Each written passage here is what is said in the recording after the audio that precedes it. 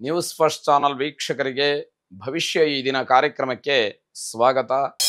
ಮೇಷರಾಶಿಯವರಿಗೆ ನಿದ್ದೆ ಮತ್ತೆ ಆಹಾರ ಈ ವ್ಯತ್ಯಾಸಗಳಿಂದ ಆರೋಗ್ಯದಲ್ಲಿ ಸಮಸ್ಯೆ ಆಗುವಂಥದ್ದು. ಪರಿಪೂರ್ಣವಾಗಿ ನಿಮ್ಮ ಶರೀರಕ್ಕೆ ಅಗತ್ಯ ಇರತಕ್ಕಂತಹ ನಿದ್ದೆ ಎಷ್ಟು ಗಂಟೆಗಳು ಬೇಕೋ ಅಷ್ಟು ಪರಿಪೂರ್ಣವಾಗಿ ನಿದ್ದೆಯನ್ನು ಮಾಡಬೇಕು. ಅದರಲ್ಲಿ ಅಭಾವವಾದರೆ ಮತ್ತೆ ಆಹಾರದಲ್ಲಿ ವ್ಯತ್ಯಯಗಳಾದರೆ ಆರೋಗ್ಯದಲ್ಲಿ ಸಮಸ್ಯೆಗಳನ್ನು ಎದುರಿಸಬೇಕಾದಂತಹ ದಿವಸ ಇದು ಅಂತ ಹೇಳಿ ಎಚ್ಚರಿಸಬೇಕಾಗಿದೆ. ಮಾನಸಿಕವಾಗಿ ಕೆಲವು ಒತ್ತಡಗಳಿಂದ ನಿಮ್ಮ ಕೆಲಸಕ್ಕೆ ತೊಂದರೆಯಾಗ್ತಕ್ಕಂಥದ್ದು, ನಿಮ್ಮ ವೈಯಕ್ತಿಕವಾದಂತಹ ಜೀವನದಲ್ಲಿ ಏನೋ ಅಸ್ತವ್ಯಸ್ತಗಳಾಗ್ತಕ್ಕಂತಹ ಸಾಧ್ಯತೆ ಹೆಚ್ಚಾಗಿರುವಂತಹ ದಿವಸ. ಕಣ್ಣು ಮತ್ತು ಕಿವಿ ಇದರಲ್ಲಿ ಏನೋ ಸಮಸ್ಯೆಗಳು ಅಥವಾ ತೊಂದರೆ, ನೋವು ಇತ್ಯಾದಿಗಳು ಕಾಣಬಹುದು. ಅದನ್ನು ಸರಿಯಾಗಿ ಗಮನಿಸ್ಕೊಳ್ಬೇಕು. ಮಕ್ಕಳು ಕೆಳಗೆ ಬಿದ್ದು ಅಥವಾ ವಾಹನದಿಂದ ಬಿದ್ದು ಗಾಯವನ್ನು ಮಾಡಿಕೊಳ್ತಕ್ಕಂತಹ ಸಾಧ್ಯತೆ ಹೆಚ್ಚಾಗಿರುತ್ತೆ. ಬಂಧುತ್ವದಲ್ಲಿ ಬಿರುಕು, ಜಗಳ, ವಿನಾಕಾರಣ ಮಾತಿನ ಸುರಿಮಳೆ ಇದನ್ನು ಎದುರಿಸಬೇಕಾಗತ್ತೆ ಅಥವಾ ಇದನ್ನೆಲ್ಲ ಸವಾಲಾಗಿ ಸ್ವೀಕಾರ ಮಾಡಬೇಕಾಗತ್ತೆ. ಈ ರೀತಿಯ ಪರಿಸ್ಥಿತಿಯನ್ನು ನೋಡಬೇಕಾದಂತಹ ದಿವಸ. ನಿಮ್ಮ ಆರೋಗ್ಯ ಸ್ವಲ್ಪ ಮಟ್ಟಿಗೆ ಏನೋ ವ್ಯತ್ಯಾಸ ಆಯಿತು ಅಂತ ಆದರೂ ಕೂಡ ವೈದ್ಯರ ಸಲಹೆ, ಸರಿಯಾದಂತಹ ಔಷಧ ಸೇವನೆ ಅಥವಾ ಔಷಧೋಪಚಾರ ಬಹಳ ಮುಖ್ಯವಾಗುತ್ತೆ. ಅದನ್ನು ತಾತ್ಸಾರ ಮಾಡ್ತಕ್ಕಂಥದ್ದು ಅಥವಾ ಇನ್ಯಾವುದೋ ಸ್ವಯಂ ವೈದ್ಯ ಮಾಡುವಂಥದ್ದು, ನಿಮ್ಮ ವೈಯಕ್ತಿಕ ಅನುಭವದ ಮೇಲೆ ಅದೆಲ್ಲವನ್ನ ದೂರೀಕರಿಸ್ತಕ್ಕಂಥದ್ದು ನಿಮಗೆ ದೊಡ್ಡದಾದಂತಹ ತೊಂದರೆಗೆ ಕಾರಣ ಆಗಬಹುದು. ವೈದ್ಯರಿಗೆ ಬಿಡುವಿಲ್ಲದೆ ಇರತಕ್ಕಂತಹ ಕೆಲಸ, ತುಂಬ ಶಾರೀರಿಕವಾಗಿ ಆಯಾಸವಾಗ್ತಕ್ಕಂತಹ ಸಮಯ, ಮನೆಯಲ್ಲಿ ಸ್ವಲ್ಪ ಮಟ್ಟಿಗೆ ಕಷ್ಟವನ್ನು ನೋಡಬೇಕಾದಂತಹ ದಿವಸವಾಗುತ್ತೆ. ಇದೆಲ್ಲವನ್ನ ಗಮನಿಸಿಕೊಂಡು ಶ್ರೀರಾಮನನ್ನ ಪ್ರಾರ್ಥನೆ ಮಾಡಿ, ರಾಮಾಯ ರಾಮಭದ್ರಾಯ ರಾಮಚಂದ್ರಾಯ ವೇಧಸೆ ರಘುನಾಥಾಯ ನಾಥಾಯ ಸೀತಾಯ ಪತಯೇ ನಮಃ ಎಂಬ ಪ್ರಾರ್ಥನೆ ನಿಮ್ಮದಾಗಿರಲಿ. ಶುಭವಾಗಲಿ. ವೃಷಭ ರಾಶಿ, ಮೇಲಿಂದ ಮೇಲೆ ಖರ್ಚನ್ನು ನೋಡಿ ಹಣದ ಅಭಾವವನ್ನು ಎದುರಿಸ್ತಾ ನಿರಾಸೆಯನ್ನು ಹೊಂತೀರಿ. ಯಾವುದೋ ಒಂದು ಆಸೆಯನ್ನು ಇಟ್ಟುಕೊಂಡು ಕಷ್ಟಪಟ್ಟು ಸಂಪಾದನೆ ಮಾಡುವಂತಹ ಸಂದರ್ಭದಲ್ಲಿ ಖರ್ಚೇ ಅಧಿಕವಾದರೆ ನಿರಾಸೆಯಾಗ್ತಕ್ಕಂಥದ್ದು ಬಹಳ ಸಹಜವಾದಂತಹ ರೀತಿ. ಅದು ನಿಮ್ಮ ಮನಸ್ಸಿಗೆ ಅಹಿತವನ್ನು ಉಂಟು ಮಾಡ್ತಕ್ಕಂಥದ್ದಾಗತ್ತೆ. ಅನಗತ್ಯವಾದಂತಹ ವಿಚಾರಗಳ ಬಗ್ಗೆ ಮತ್ತೆ ಮತ್ತೆ ಆಲೋಚನೆಗಳನ್ನು ಮಾಡಿ ಬೇಸರಗೊಳ್ತೀರಿ. ಆದರೆ ಆ ಆಲೋಚನೆಗಳಿಗೆ ಎಲ್ಲಿಯವರೆಗೆ ಕಡಿವಾಣ ಇರೋದಿಲ್ವೋ ಅಥವಾ ಅದನ್ನು ಹತೋಟಿಯಲ್ಲಿ ಇಟ್ಕೊಳ್ಳೋದಿಲ್ವೋ ಅಲ್ಲಿಯವರೆಗೂ ಕೂಡ ಈ ರೀತಿಯ ಸಮಸ್ಯೆಗಳನ್ನು ಎದುರಿಸ್ತಾ ಇರಬೇಕಾಗತ್ತೆ. ನಿಮಗೆ ಸಂಬಂಧ ಪಡದೇ ಇರತಕ್ಕಂತಹ ವಿಚಾರಗಳಿಂದ ದೂರ ಇದ್ದುಬಿಟ್ರೆ ಬಹಳ ಒಳ್ಳೆಯದು. ನಿಮ್ಮದೇ ವೈಯಕ್ತಿಕವಾಗಿ ಬೇಕಾದಷ್ಟು ಸಮಸ್ಯೆಗಳೋ ಅಥವಾ ಇನ್ಯಾವುದೋ ಸವಾಲುಗಳೋ ಇದೆ, ಬೇರೆ ಬೇಡದೇ ಇರತಕ್ಕಂತಹ ವಿಚಾರಗಳನ್ನು ಮೈಮೇಲೆ ಎಳಕೊಂಡು ಅದಕ್ಕೆ ಇನ್ನೊಂದಷ್ಟು ಮತ್ತೊಂದಷ್ಟು ಆಲೋಚನೆಯನ್ನು ಮಾಡಿ ನಿಮ್ಮ ವೈಯಕ್ತಿಕವಾದಂತಹ ಜೀವನ, ಉದ್ಯೋಗ ಜೀವನ, ಶಾರೀರಿಕವಾಗಿ ಮಾನಸಿಕವಾಗಿ ತುಂಬ ತೊಂದರೆಯನ್ನು ಪಡಬೇಕಾದಂಥದ್ದಾಗತ್ತೆ. ಕೆಲಸಗಾರರಿಂದ ತೊಂದರೆ ಆಗುವಂತಹ ಸೂಚನೆ ಇದೆ, ಎಚ್ಚರಿಕೆಯಿಂದ ಇರಬೇಕು. ನಿಮ್ಮ ಸಂಶೋಧನೆ ಮತ್ತು ಸಮಾಜ ಸೇವೆ ಇದು ಜನರ ಮನದಲ್ಲಿ ವಿಶೇಷವಾಗಿ ಉಳಿತಕ್ಕಂಥದ್ದಾಗತ್ತೆ. ಜನರನ್ನು ಆಕರ್ಷಣೆ ಮಾಡ್ತಕ್ಕಂತಹ ಶಕ್ತಿಯನ್ನು ಹೆಚ್ಚು ಮಾಡ್ತಕ್ಕಂಥದ್ದಾಗಬಹುದು.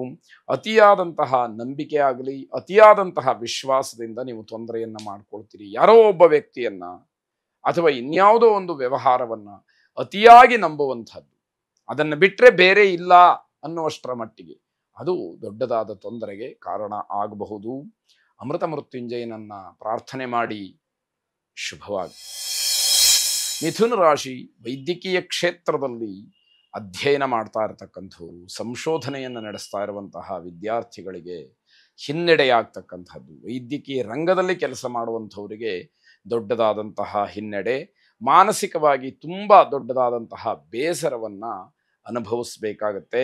ನಿಮ್ಮ ಅಭಿವೃದ್ಧಿಯನ್ನು, ನಿಮ್ಮ ಬೆಳವಣಿಗೆಯನ್ನು, ನಿಮ್ಮ ಅಭ್ಯುದಯವನ್ನು ಯಾರು ಸಹಿಸುವುದಿಲ್ವೋ ಅಂಥವರ ವಿರುದ್ಧ ನೀವು ಸ್ವಲ್ಪ ಜಾಗ್ರತೆಯಿಂದ ಇರಬೇಕಾಗುತ್ತೆ. ಅಂಥವರೇ ಹೆಚ್ಚಾಗಿ ನಿಮಗೆ ವಿರುದ್ಧವಾಗಿ ನಿಂತುಕೊಳ್ತಕ್ಕಂತಹ ದಿವಸವಾಗತ್ತೆ. ನಿಮ್ಮ ಎದುರಿಗೆ ಅವರು ನಿಂತು ನಿಮ್ಮನ್ನು ಯಾವುದಾದರೂ ರೀತಿಯಲ್ಲಿ ಹಳಿಬೇಕು ಅಥವಾ ನಿಮ್ಮನ್ನು ತಗ್ಗಿಸ್ಬೇಕು, ಕುಗ್ಗಿಸ್ಬೇಕು ಅಂತ ಹೇಳಿ ಪ್ರಯತ್ನಗಳು ನಡೆಯುವಂಥದ್ದಾಗತ್ತೆ.